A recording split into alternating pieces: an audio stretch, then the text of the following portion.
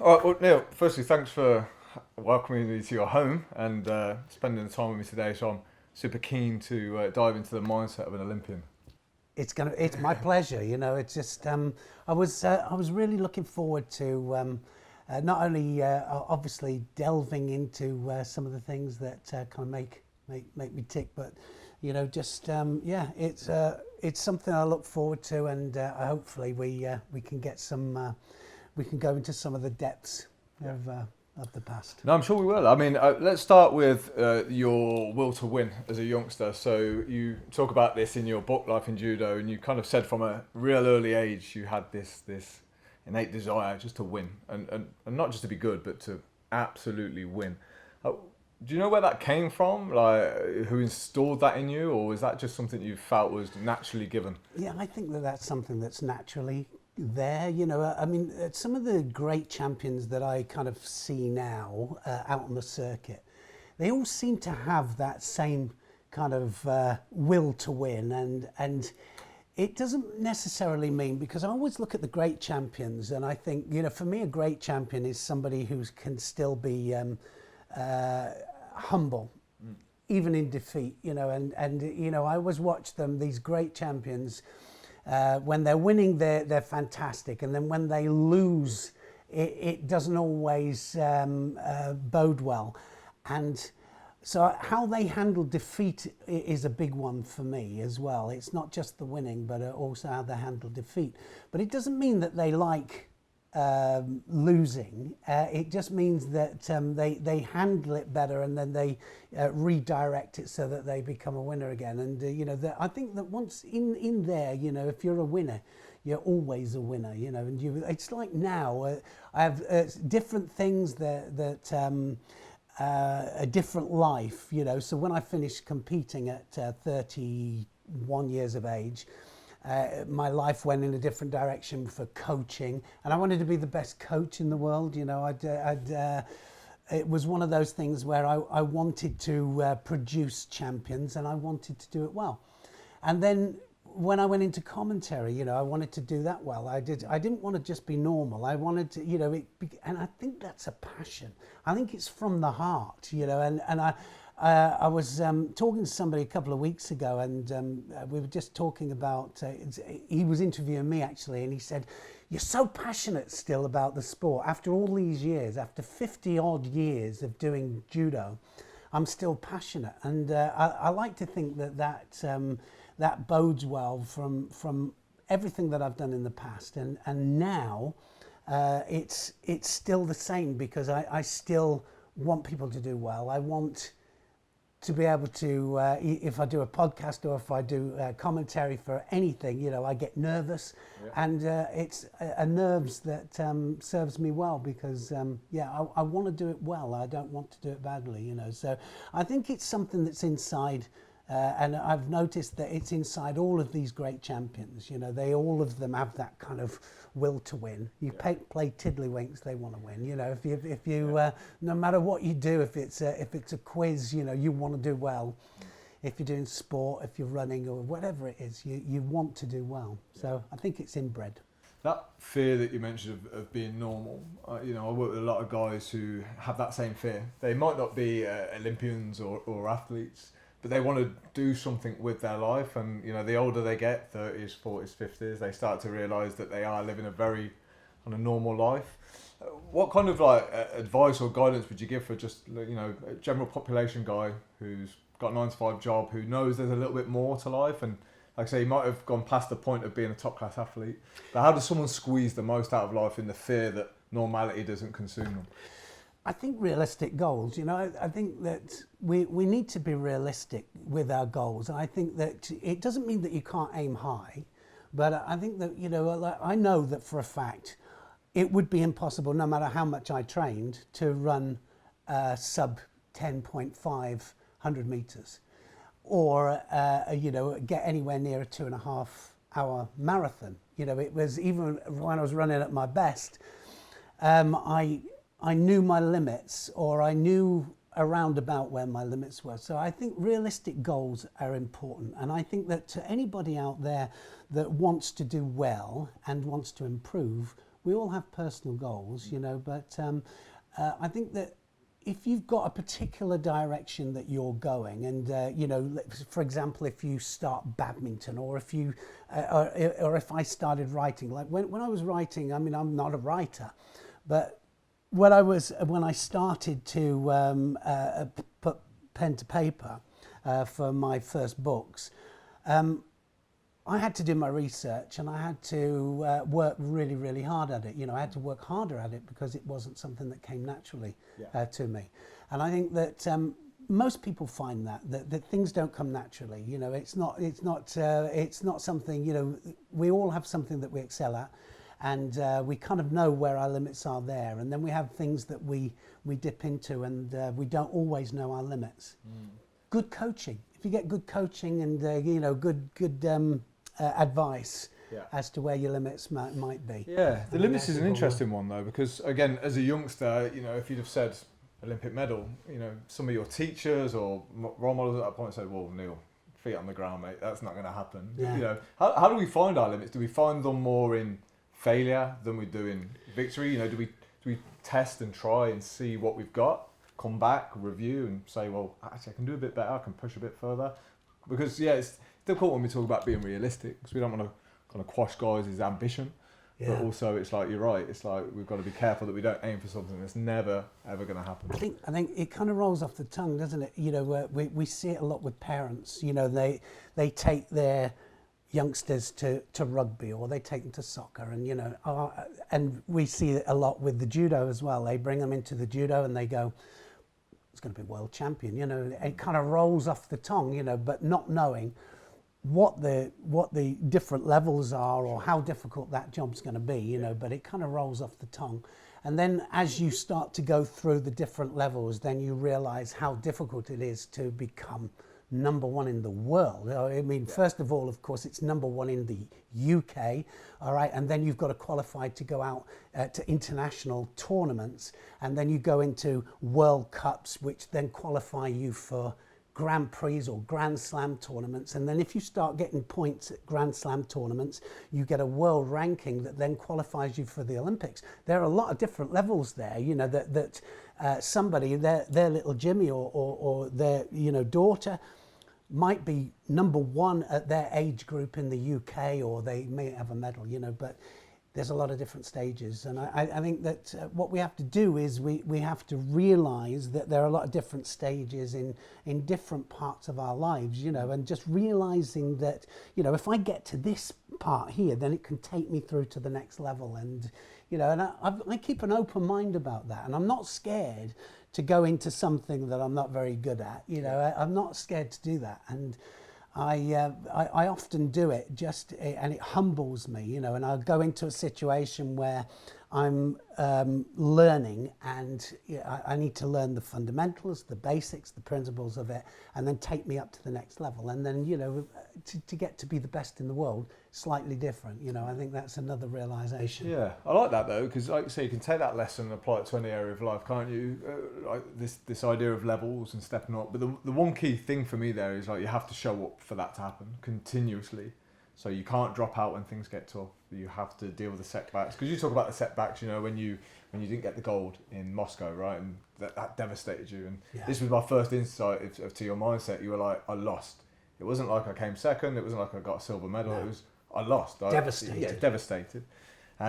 So, you know, there was a lot to learn there. And, you know, I think you talk about going back to the hotel room after, bottle of whiskey, boom, smack that down you, and then you watch the replay the next day. But you also go on later to say it was actually watching that back and learning from that made your judo better. Expectation was a little bit lower perhaps of you at that point. And you just started to maybe not chase the medals and just chase the competition, getting better and progressing. It's the learning process, you know, and I think, like I said to you earlier, it's sometimes you learn so much more. I mean, I know that a lot of people say that you learn more from the losses, you know, but actually it's how you use it. And that's why I say that, you know, how humble people are in defeat, how they handle that out there, you know, you take it on the chin and then you turn it to your advantage, you know, and I think that is an important one. And I think in life, That's really important, because we all take it on the chin at some stage, you know, in our lives. And I think you've got to step back, learn from it, and you know, the lessons that you learn from that. I remember we talking about it just before we came on air here about Jeff Thompson, who is a great man. And you know, I remember him coming to me, and I remember he said to me that, you know, he'd done 6 months to a year, I think it was, with freestyle wrestling, and then he came to me and asked if he could join in to do the judo with the full-time setup that I had, because I had 20 full-time students at the time, all GB level, all good, really high level. And he came in and he just slipped into the class. He did 12 months as a full-time student, and it was and his level just went up like that, you know. But it wasn't just the judo level that went up, you know, but what impressed me more than anything was the absolute commitment to, like you said, you know, give me 10 people like that, with that kind of commitment, you know, rather than you know, natural talent. You know, natural talent for me is totally overrated. You know, I mean, you know, if you've got somebody with that work ethic and also natural talent, then that's different. You know, then you've got a world champion, you've got a potential world champion. But often, I mean, if I had 10 people, you know, and I always used to get people in there, it wasn't always the absolute best in that group. Potentially, it was the ones that wanted to give me everything. Yeah, and I'm glad you said that, because I think people will obviously, you know, they'll view your record and it will be like Neil Adams superhero, or whoever's at the top at that point superhero. And I don't think we always want to look beyond the surface of what's actually needed to get to that level. So we have these false expectations, and like you say, every, you know, parent thinks their child can do that, because we don't really dig deep enough. So one of the best things I did was read your book, and I realised it was work, defeat to get those victories. Work ethic. Yeah, but again, taking those losses as well. So, you know, if a guy's listening to this and, you know, he's the kind of guy that might start the training regime, things don't go to plan, boom, I'm done, I'm quitting, and that cycle keeps repeating itself. How do we make like more guys just become a little bit more resilient, stay in the game a little bit longer, take these defeats not as failure but as lessons? How do we encourage that in just modern day society? I think with all of us, if we just keep taking knocks all the time, then we are going to pack it in, aren't we? We need an element of success, you know, even if it's only personal success, you know, and we all have our own personal goals. And I think that that's why I said to you, realistic goals, you know. So I think that is a massive one, is to have a look at the first level there, and you know, to see if that's possible. Could I get there? I'll give you a really good example. We were I was training at one stage. I was doing too much running, and all my joints now, you know, they lend themselves that I did do too much running at one stage. Didn't need to do it, but I could do it. I could dig in. I was the wrong shape for it, but I could dig in. And actually, all the judo guys were coming in at around about 3 hours and 40, 3:50, some of the good runners. So I went in there with the idea that I wanted to run sub 3 hours. Right, so that was in my mind, right? So I knew that I if I could, what pace I'd need to do. And looking back now, I mean, you know, I did the London Marathon, and I went through the half marathon in 1 hour 28. All right, yeah, too fast. Everything about it was totally wrong. And I got to around about 16, 17 miles, totally blew. I mean, totally blew it, and knew it as well. And I was, you know, didn't know whether to stop. I was stopping at every drinks place, you know, and I was just stopping too long, and then trying to get going. And then the last 5 miles, I lost 40 something minutes in the last 5 miles, right? You know, just it completely went, you know, and just. Not knowing the distance, not knowing, a lot of runners say you've got to have respect for the, you know, even the runners, right, when they go into the marathon, you've got to have respect for the distance. So just a lack of knowledge of how to do it and how to do it properly. and going out too fast. I went out too fast, you know. So actually, I didn't do a bad half marathon, but I did a disastrous. But I came in at 3:42, and that annoyed me more than anything, because it was the same time as, you know, some of the other runners were doing, you know, and so by me being unrealistic, if I'd have gone out slower, I would have probably broken the 3 hours 30. You know, but that was a realistic kind of Isn't speed. it good that you went through that? And that's how, I mean, that's how we learn as human beings, isn't it? We make mistakes, and you look back and think, oh shit, if I'd have only done it like this, or if I'd have only studied a bit harder on pacing or whatever. But isn't that how we learn? And can we not take that as a real good thing that you know, messed that marathon up? Yeah, I messed it up. And you know, and they always say, don't they, in the marathon, if Mickey Mouse starts to go past you, you know you've messed it up. But I mean, it was one of those, you know, and I just thought, well, that was a massive lesson, you know, of, and I'm like you know, I like to do my research, you know, and so I do my research, and, you know, if I'm going to talk about something, I like to have a real fundamental base on that subject. Are you quite hard on yourself then? Because I can tell straight away. Yeah, So no, like, you know, it's like I fucked the marathon up. You know, there was no like, but my half marathon was awesome. So, but I guess that is kind of what takes you to a certain level. This is where, you know, I find it difficult sometimes to see whether this is a good thing or a bad thing. So you're clearly hard on yourself, but because of that, you've reached these unbelievable levels. Is there a middle ground where, or is that just the reality of like top class sports and elite, you know, being an elite athlete? Yeah, I think it is, isn't it? I think, you know, I set my goals really, really high, you know, and then my failure was still all right. But, you know, so I think that sometimes, you know, it's the old saying, isn't it? If you reach for the ceiling, sometimes you'll touch, you know, or reach for the sky, touch the ceiling. And I think that is a good way to look at it, you know. So I think that we need to set our sights high. You know, there's nothing wrong with that. But I think that do your research. You're saying, you know, well, just anybody watching this, you know, how do they achieve, and how can they achieve things that they would never normally achieve?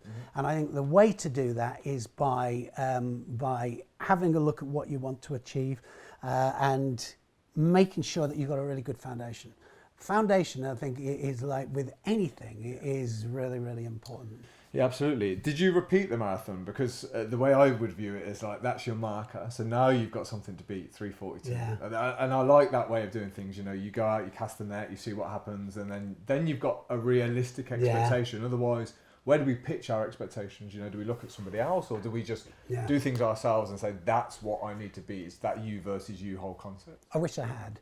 I wish I'd done a second one. I didn't do it, you know, because somebody said to me as well that, you know, you're just running too much, you know, which is absolutely not what I needed for my judo at the time. And, you know, it's, so, and also joints wise, you know, because I'd finished competition at that particular time. And so I just didn't need to pound those joints. And, 2 hips later, you know, it's not a good thing. I was speaking to a guy in business the other day. His business is doing really well. His personal health not too much, but he kind of was saying he's got this stubborn resilience, which is great, but it almost was driving him to the point of exhaustion and overwork, because he had that mindset of, I will not quit, I will not quit, I will not quit. And it was just going into a place that you didn't want to go.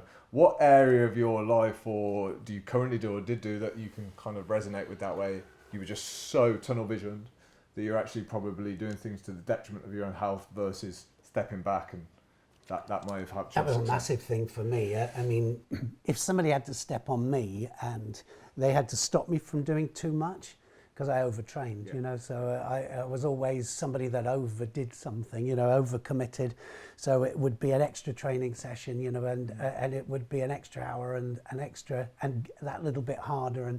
And like you said, you know, that had a detrimental effect on my body, for sure. And some of my performances, you know, because when I look, I always used to aim for, like, any competition, I'd aim for consistency. So consistency was a really massive one for me, right? So consistency of performance in training always reflected on my consistency of performance in competition. So out of 14 European championships that I did, there was out of 15, only there was only one that I never medalled in. All right, in the European Championships, and World Championships. Every World Championships I medalled. Right, so and then 2 Olympic Games. All right. It was the consistency of that and the British Championships and stuff like that. It always reflected. So if I was on a bad day, I would probably pull a medal, and if I was on a good day, I'd win it. You know, and so I tried to reflect through my training, but sometimes I blew it, I think, through my overtraining and just overcommitment to it, you know. So a lot of my physical coach, I had a physical coach, and his job was to kind of hold me back. He didn't, you know, like some people you got to push, and you got to get the whip, and you know, and let's get, you know, another set. Let's get another set out. And for me, it was the opposite. You know, so I had to, and I still have to do it now. And you know, so Nick will say, "Why don't you just take a day off?" You know, and just pull back. Well, I can imagine that the further up the success ladder you go, that becomes more common. So people at the top of their game probably don't need pushing; they need, like you say, pulling back a little bit. How would you manage that differently now? Even, you know, if that innate desire to win and be the best is in you, and we don't want to take that out of you. How do you manage that to the point where it's you know, something that is your superpower versus something that could hinder you? I think that what I would do as part of my program, and it was in there, it definitely was in there, but the rest periods are really important. You know, getting your rest periods sorted, and having those as part of your, looking at those as part of your physical preparation. You know, whereas I used to look at just the physical preparation bit, and I didn't used to look at the rest periods as part of that preparation, and also diet, which is a massive one, isn't it, for you? I know it is, and it's a massive one. And you know, for one Olympic Games, it was an absolute disaster. Probably cost me the gold medal. Wow. Okay. Don't like to say probably did, because I don't like it to sound like an excuse, right? But without a doubt, when I was halfway in between the categories, as I was coming through the weight category into the category where I became world champion. So one Olympic Games was at the lower weight category, all right, but I fought every single match that year at the higher weight category, and then dropped down for the Olympics because I was seeded in that lower weight. And so I had to drop 5 or 6 kilos. Yeah, I think it was 7 kilos actually. I think I did it disaster. Absolutely disastrous. You speak about the struggles with that, the cutting of weight, you know, and the knowledge that you wish you'd have had, you know, because your approach was don't eat, and you were still, again, that stubborn mindset that we talk about, work, but I need to cut weight. Yeah. So it's quite disastrous for an athlete when that well, happens. and you know, I mean, if you haven't got the energy there, then it's very difficult to get the output, you know, and if you fail there, then and you're losing. I mean, definitely, I was really lucky that in the Olympic Games, every match went quite quickly up to the final. I mean, in that Olympic Games, I managed to finish every match within, I think, about 4.5 minutes. I was in the final. And the only fight that went to time was the final. Never got into it. And, you know, it just never, I was like struggling just to get into the match. Yeah. Well, it's any guy that starts working with me, I always like to start with health and fitness, because I think it trains a lot of the qualities us men need. So discipline, structure, determination, consistency. I mean, getting in shape, it's all about consistency. You know, a lack of consistency is the devil to all your goals, really, in any area. So what struggles do you have implementing? So if you have the blueprint, so if you've got the blueprint for judo, right, you know, you have to turn up, you have to do the work, there's a ladder to climb, do the basics. Until you've done them, you don't move on. Like, where are your struggles in implementing that blueprint to any other area of your life? So like nutrition, like where is the challenge for you? Like if you've got the blueprint for success? I realized, you know, that I mean, I've talked about it a lot, about that period of my life being disastrous, you know, for preparing for an Olympic Games. You know, I mean, when I look at now the fact that we've got so much, I mean, it's so much a part of preparation, isn't it? You know, you know, having, you know, somebody handle the dietary needs of an athlete. And I had an athlete in Belgium, and she was absolutely meticulous with her diet. She was meticulous, and she had to drop a couple of kilos every time, but she did it brilliantly, you know. And then we suggested that she was that good that she should write it all down, and so she has one of the best books out now. Okay. Amélie Rossanu, her name is Amélie Rossanu, and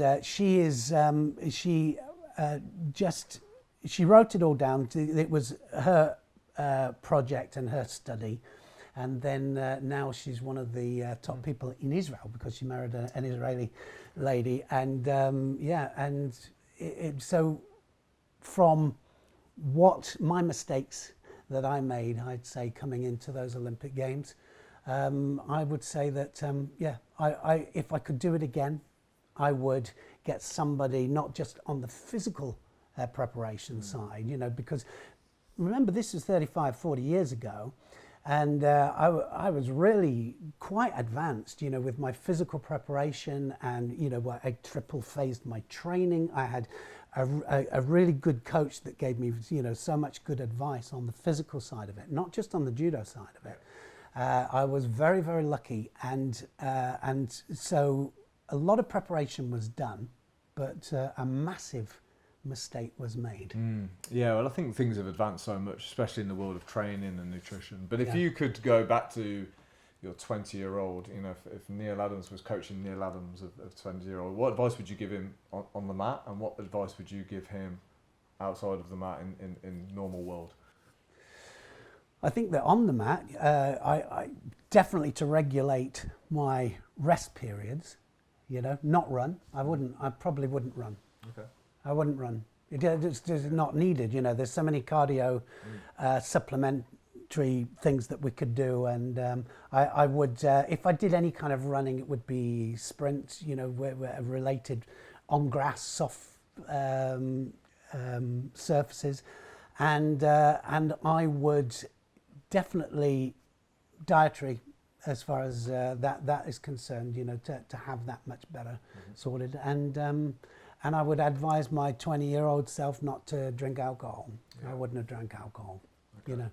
And it's not that I drank while I was training. I never drank while I was training, you know, but afterwards we'd have a blast, and it was always over the top, and always felt terrible after, you know, when I did it. Always bad. Well, we were speaking before we started rolling, weren't we? You haven't drunk for 15 years. Haven't drank for 15 years, and you know, at one stage in my life, you know, it became a problem. I think because I had some problems earlier on in my life when my brother died, and these aren't excuses, but my brother died early in his life, and that was a shock to our family, normal family, you know, and so my brother died. That was one thing, and then, you know, problems with my first marriage and things like that, and my life it felt pretty bad.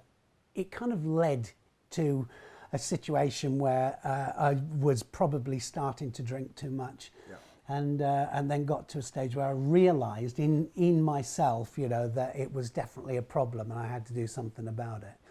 And when I look back at some of the early decisions and some of the early things that I ever did in my life, you know, like the bad ones were normally alcohol induced. Can relate to that. They do, you know. So if I could, I would have just stopped that because I didn't need it, you know. And I had to stop drinking alcohol to realize that I didn't need it. It's not like I, you know, sit down and you know, I crave it or anything like that. I don't think about it. You know, it's not something that I think about. So a lot of the guys that kind of start any kind of transformation usually have hit like a rock bottom point, or something's happened to make them look at their life and go, shit, I need to do something different. Alcohol often, you know, comes up at that point. I need to stop drinking because when I drink X, Y, and Z happens. Was there anything like that for you where there was There was an absolute key moment. Okay. There was an absolute key moment. And, you know, I think there's lots of people that come through to me now and go, not quite sure whether I you know, I've got a problem. You know, I like to have a pint, but, you know, what I always say to them is, you know, is it a pint or is it, you know, is it spirits as well, or is it a mixture between wine and, and then do you top up before you take the drinks in? Is it a little bit more than you want people to know? Is it, are you hiding it? Or, there are different levels of things that kind of show that, and I was at that kind of stage, you know what I mean? I was hiding it and I was doing different things so that I could drink more. And it was to relieve something, I'm sure. When I look back now, it was to relieve a pressure and,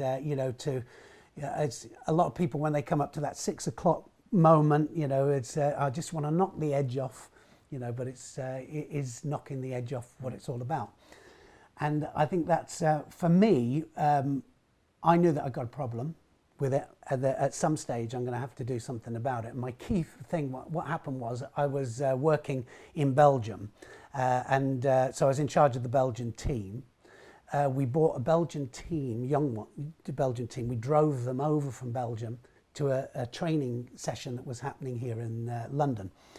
A friend of mine was running the course, and it was near Christmas, 20th of December, and me and the other coach, we went out for a drink, but it wasn't a drink, so we got absolutely blasted. One of the students spotted us coming in, so it was back to Belgium within, within a couple of hours it was back, you know what I mean? So then of course when we, the next day we got up and, things weren't quite right, people knew something. By the time we got back to Belgium, then there was a committee of people brought together. The other guy got the sack. So I remember I was standing there in front of this group of people, and I looked out at this group of people, and there were about 5 or 6 in there that I wasn't mad keen on, that had given me a hard time because I was in charge of the national team in Belgium. Some of these guys wanted to be my job, basically. I had their job. Anyway, but I looked at this group. I said, I'm going to say this to you now, all right? I said, if you're going to sack me, then fine. But if you don't, I promise you that this will never happen again. I'll apologise to the team and it will never happen again. Anyway, they didn't sack me, but it was me looking over this group, and the shame of it, what I mean? I was ashamed. And I rang Nikki on the way back, 20th of December, and I just said, I just want to tell you it's never going to happen again. Just stop. So 20th of December, I stopped. Yeah, wow. And just didn't drink. She said, you pick a hell of a time. It's Christmas coming up. Well, that's how you know you're serious, right? But I think shame is one of those things that drives a lot of us to change. When we feel ashamed or shameful, it's usually the catalyst for us to want to change. Because you mentioned levels again. Like there's levels to success and there's levels to failure. Like no one really just wakes up a failure. Usually, a series of events happen. So, like say you start drinking on the weekend and then that might be a Monday night and then it's, 2 years later you're drinking 7 days a week. So I think if we stop and observe a bit more, then we might be able to see these patterns occurring. And just to get control of the patterns, you know what I mean? Break the patterns. I did the same for chocolate. I like chocolate.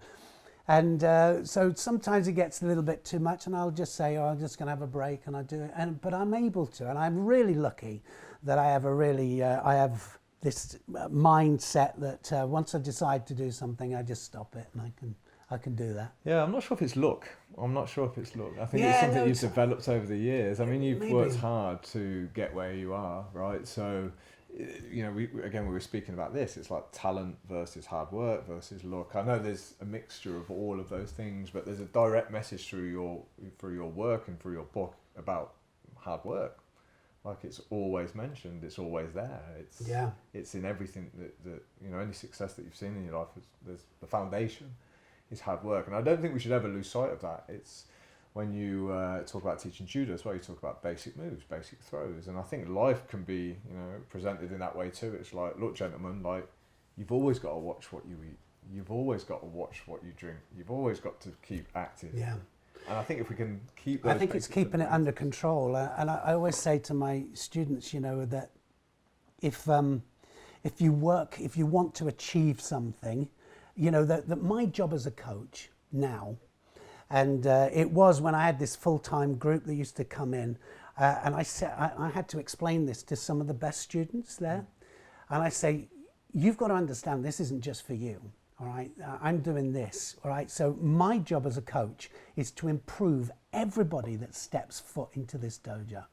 That's my job as a coach, right? So a good coach is to get you to be able to perform and understand the fundamental principles and be able to perform to a certain level and then to improve your level, right? Okay, but and then as we go through the different levels, you know, I think you at some stage, and I said this to all of my students in there, at some stage we are going to have to be totally honest with ourselves. You're going to have to be honest with yourself, and you're going to have to go, I now realize that being Olympic champion is probably not where I'm going to be, but what I am going to do is I'm going to be British champion, or I'm going to get a medal at the British Championships, or I'm going to go represent my country. I'm going to, you know, but that is attainable, and I'm going to go for that.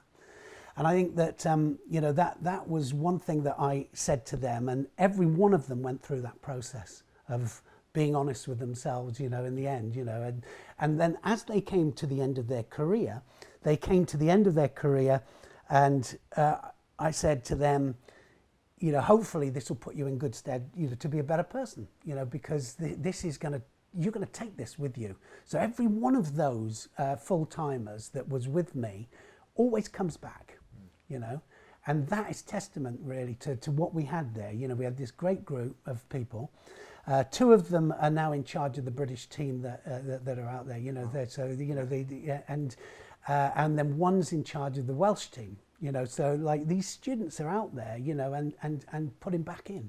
You know, so and I think that was my job as a coach. Yeah, I think that middle part of the process is often skipped. So if we're starting from point A and we want to get to point B, so like you say, best in the UK, there's a process, isn't there? Yes. And I think you have to find out. Like, I mean, you can go to a man like yourself and say, Neil, tell me the process. Like, how do I become a really good judo player?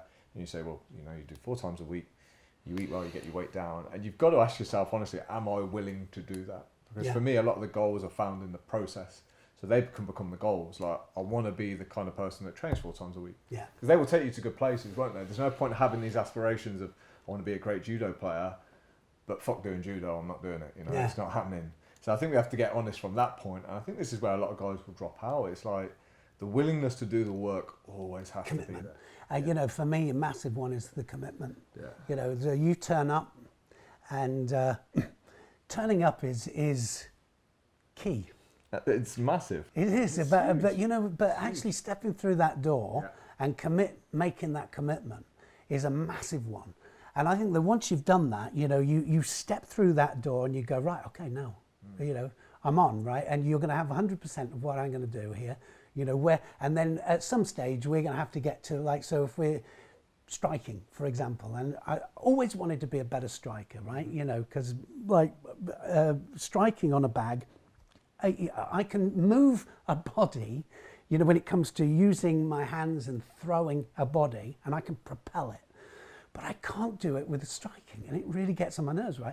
So, like, for example, if we went in there now and we started striking on the bag, you know what I mean? So you'd have my 100% commitment, all right? But I'm never going to hit like Tyson, and I know that, but I want to hit better by the time I leave, you know what I mean? So, it's that desire to progress all the time. Yeah, sure. That desire. But that showing up that we've just spoke about, I mean, if you know someone's listening to this saying, well, I don't want an Olympic medal, I'm never going to get an Olympic medal, but we're talking about showing up as a parent, as a son, as a friend. Like, you have to do that in any area of your life that you want to be good. So regardless, like, it's a message that I want to hammer home to men. It's, you have to show the fuck up.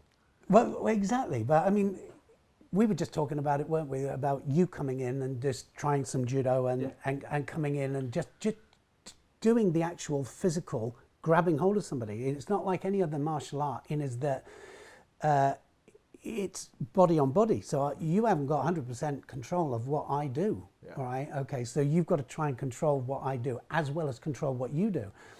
So I wanted you to feel that, right? So I'm going to ask you now, all right? Okay, so what would you want out of it when you're going to come to one of the seminars? What would you want out of it? Do you know what? For me, it's who I'm around. That's enough. Like, I don't know what I'll learn. I don't particularly care that much. I just want to be around people who've got that desire to learn. I love learning. I love calling myself a white belt at anything, podcasts, train, whatever. I love being a white belt. I'd rather be a white belt than a black belt because it means I've got loads to learn. That would be enough for me. I would show up not knowing what we're going to do for 8 hours.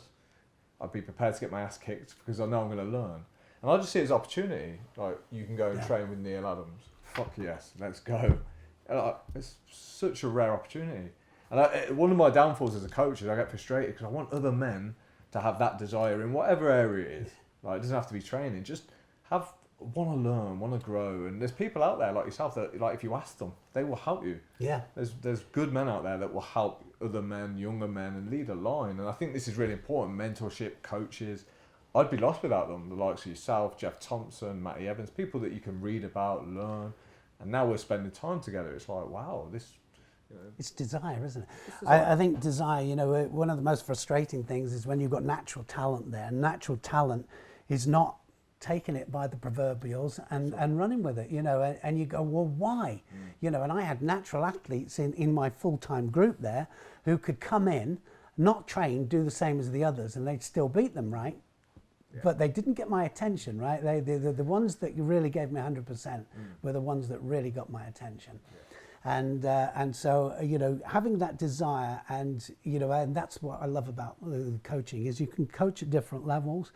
And, when you see that light bulb going off and, it's like something that, and actually light bulbs and golden nuggets are the things that stay with you forever. Yeah. When you're with somebody and they might say just something to you, and I get people coming back to me 20 years, said, I was working out with you 20 years ago, and do you know what you said to me? You said this, all right, and that I think is really important. Yeah. I think that's what we look for, isn't it? When we're working with somebody, when they give you a golden nugget, you run with it. No, absolutely, and I think, we can cure things like depression by making it not about us. So if I pass on what I know and what, the knowledge I've gained in my life to other people, it's hard to feel self-pity and depressed because you're giving gifts, you're giving your knowledge. Has coaching other people in judo made you a better judo player? Has it crystallized everything that you already knew, the methods? Has that kind of propelled you to another level when you started coaching?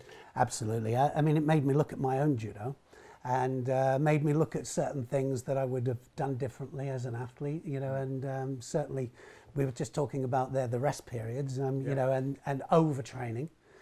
Undertraining, I mean, is an obvious one because you can always make somebody train. You can get anybody fit. Easy to get people fit, but you have to ask yourself, fit for what? All right, what are they going to get fit for? You know what I mean? So actually, just getting people running on a treadmill and doing a few weights, isn't doing necessarily the job that, so fit for what? What are you going to get them fit for? And then how are you going to develop that and how far are you going to take them? How far do they want to go? Because that's one of the questions, isn't it? It is, yeah. One of the questions is, what do you want from this, Do you not think you moved the goalpost though? So I'm sure. Did you start off as a 15-year-old lad wanting that Olympic medal, or did you say I'm going to become the best in my club? Well, it was funny question this because I was talking about the parents. Would always. My dad never said about me being world champion, but he was my first coach. But it came from my brother and myself, right? And we said, we're going to be world champion. Had no idea how difficult that was going to be, because I was national champion at under 16s, all right? I had no idea at the different levels there. And I remember going out to my first European Championships at 16 years of age, all right? So I was representing in the under 18, you only got international chances at under 18 level, cadet level. Yeah. And so I did the British Championships for cadets, 16. So got selected for the Europeans. And I remember going out there, I'd never lost at under 16 level, right? I hadn't lost. And then I remember fighting, and I was fighting an Italian called Rossetti coming out. And he came out and he was like treating me like, and I remember I was thinking, he's not showing me the respect that I'm, that normally have here, right? So there I was with a group of fighters out there, and that's the first time I ever met Ezio Gamba, who beat me in the first Olympic final, all right? And they had the same mindset as me, you know what I mean? So then all of a sudden I realized there were others out there like me. I wasn't, alone, and the disdain that they treated me with, and at my first international tournament came back. I said, how dare they, how dare they be like that, so but I think interesting. Yeah, I think you referred to this actually, where you got to a point where you realised hard work wasn't enough. There was some smart moves that needed to be better. And you also, I can't remember the gentleman's name, but he said, look, Neil, it's this you need to work on, this thing between your head. And you started to apply more attention to your mindset, didn't you? The psychological game, rather, because you knew you had the work rate in you, didn't you? And you said, like you say, to the detriment sometimes you drive yourself into the ground. But that was the one thing that you felt like you needed to tune up. I had to become more scientific for sure, and with the approach. As far as technical, so I was always a big techniques person. So from a technical point of view, I got the help that I wanted. I went to certain individuals to get help. When I went down to London at 16 years of age, London was the place to train. And I trained with some of the top guys. We had one of the best teams in the world. And I was 16 years of age in the thick of this group that were winning world and Olympic medals, and so, it was, you had to survive, it was survival, right? And, but I had such a work, so when they kind of put me down, I didn't like that at all, so I very quickly came up in the ranks, and... Yeah, but you kept yourself humble as well. I think you had a job in Shepherd's Bush, didn't you? You were stacking shelves, and money was tough at that time because there wasn't a lot of money in judo at those years, and so it was very tough. I lived in a judo house, but I was alone. I was 16 years of age, stacking shelves in Argos. Yeah. And it was. I was running everywhere at the time. Yeah. I can't understand why I never got a bike, but run to work, to training and back from training and stuff like that, and it was a great level at stealing milk off the doorsteps. We had no money. I had nothing. You know what I mean? I had absolutely nothing. So steal out the fridges, and my landlord at the time was a great guy, and he used to put things in there for me to steal. I never realised that at the time, but he was terrific. It was one of those things where I remember the first time I went to Japan, and I went to Japan at 16, and so I was with the senior team out there in Japan, and the Japanese, they've so much depth. Even now, they're still the best, without shadow of a doubt, as far as the depth is concerned, and their fighters are fantastic, amazing still. And I remember this guy, a gold tooth, he had a gold tooth, and this guy gave me so much stick. I was 16 years of age, right, but I kept getting up, and I had tears in my eyes, and I was talking to this guy, and I said, I am going to keep coming back for you. I'm going to come back. And he was stronger than me. He was a fourth year student, and he hammered me. And 12 months later, I came back. We were training in Japan, and I was looking for Gold Tooth, right? So Gold Tooth was at the university that we were training at. So he still hammered me, right? But not quite as bad. But I still kept telling him I'm still going to come back, and I practiced with him all the time, and he was as close as anybody who could make me cry. You know what I mean? It was like frustration, not from anything else. It wasn't hurting me, but I thought, right, I've got to. This guy, I have to beat this guy. Anyway, 2 years later, I had a really close match at the senior levels with the Olympic champion. We were, it was, and then I realized, right, I was up there, I was roundabout, and we were training in Japan just prior to the Olympic Games. And I had Gold Tooth was there, but I was totally different. This was from 16 to kind of 18 and a half. Totally different, and so I just went on with him, and I just was absolutely on his case. and then we did a groundwork competition as well, and they wanted to see, I think a lot of them, because I caught a couple of them with the arm lock, with the Judo Gatame. So they all wanted to see this. Anyway, I wanted Goldtooth, right? So I wanted him to come in as part of it, right? Because I just wanted to stuff his arm so far, and it was like an obsession. Anyway, I did. I managed to get him, and then he went off in a huff. And that was it. Goldtooth was finished. It was all over. Yeah, but well, it was a great story. But you know, there's a time where you mentioned where your motivation had just dropped completely for the love of judo and for competing. And I think you mentioned this where you didn't feel like you had the competition in England that you needed anymore. And that story just reminded me of like the healthy competition can encourage you to be at your best, can't it? Like having that guy to maybe aspire to be, or even to beat. But when that's not there, and when the stakes are low, maybe we don't show up at our best. I think as well. I think what it is as well is having the grit, you know, to use it in the right way, you know. And I remember the last time I lost in Newaza in groundwork. Well, the only time I lost in the UK was a guy called Gilbert of France, and I was winning it was in the final of the British Open. I'd gone up a weight category to fight in the higher weight category. But I fought, and Gilbert was very experienced, you know, and he caught me on the ground with a leg strangle with triangle. And I was just mortified. I was mortified, you know, and of course I came off that loss and I said, I'm never going to lose on the ground again. And I would say that my judo at that stage was probably 70% standing and throwing and stuff like that, 30% groundwork. And I said, right, I'm going to bring my groundwork up. And I worked so hard on the groundwork, you know, I really worked hard. And I just thought it's never going to happen again, you know, and it never did. There's that message again, isn't it? That work ethic of like, yeah, you know, off the back of a defeat, off the back of, like you say, almost embarrassment, you know, I've been tapped. You went away and you said, there's a gap. Yeah. I'm going to work on that and I'm going to get that gap. And I think, like you say, this is how we start to get into the mindset of an Olympian. It's like, that's the attitude. Yeah.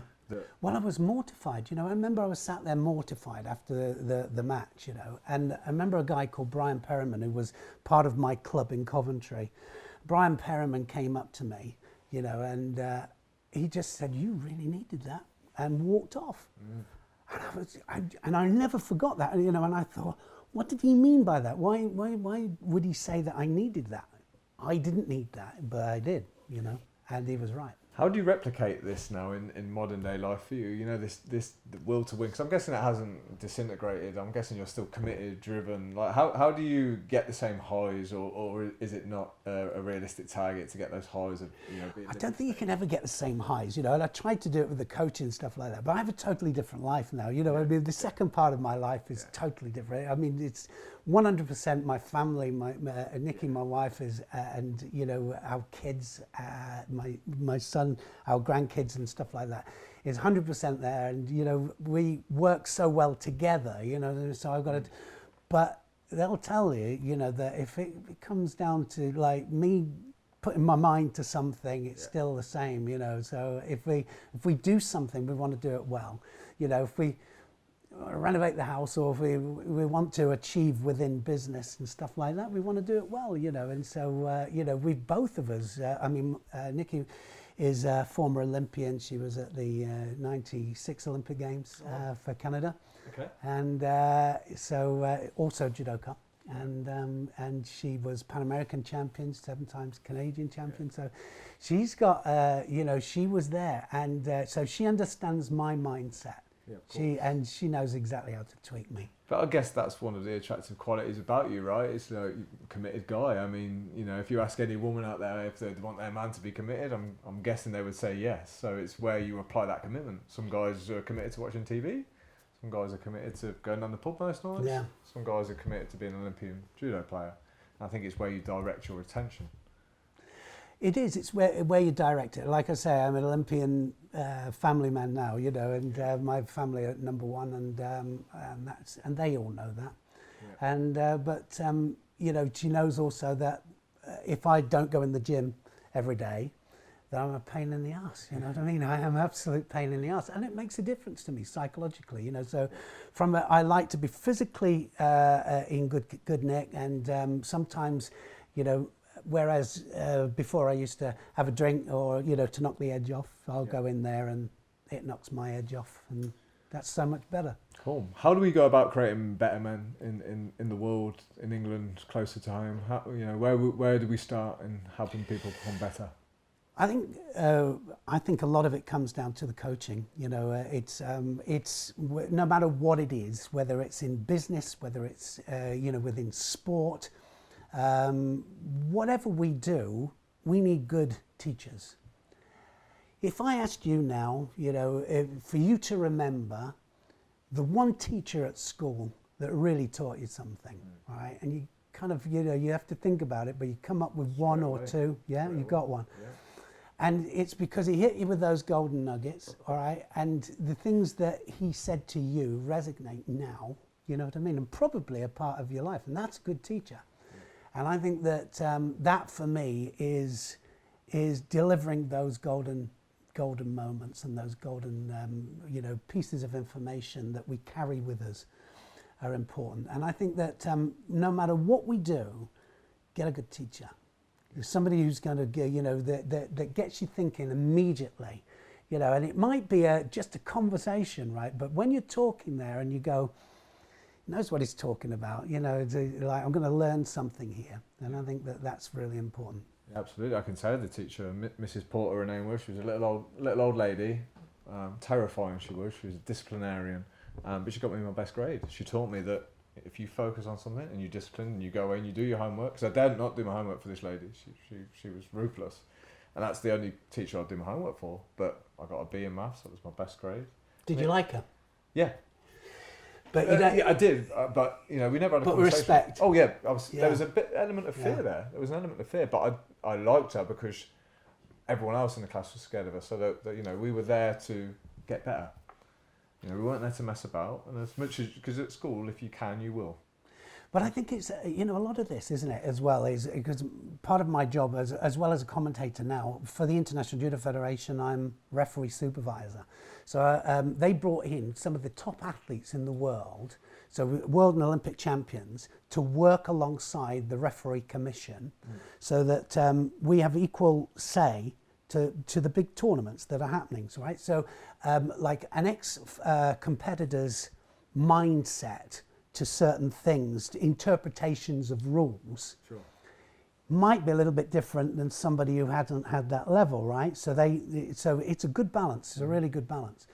But one of the biggest things that's come from this is that the initiation of rules is imperative. Yeah. So if you have a set of rules, right, if you don't apply, then within a split second. So if we had a set of rules there, and one of the rules was that you cannot step outside of that barrier there, you can't step outside that line. If I let you get away with it once, you'll do it the second time and the third time, right? Okay, but if I penalise you immediately, you'll make sure you stay within that line, right? And actually, so I learned a lot from this, you know. So actually having strong rules is important, right? But actually the ones that initiate the rules are the ones that actually, the ones that you respect. Yep. All right, and like you said, she's really strict, but she had a line, and you knew you couldn't cross the line. And that's the important thing, isn't it? You know, sometimes we have to know that we can't cross that line. But I think most men will try and step away from commitment and rules because they see it's restrictive and so on. But my experience is, my life's always been better and easier when I know whether it's a yes or a no. If I know what I've got to do, I'm great. It's when all this negotiation and debate. So if you know you've got to go gym 4 times and there's no negotiation, life's easier. No decisions to be made. Isn't that funny? You know, the funny thing is that if you go lower level referee, for example, refereeing a judo match, so quite often I've heard the lower level referees will say, when asked, why didn't you initiate the rule? Well, we let the match develop, all right? But actually, the match without rules develops in a totally different way.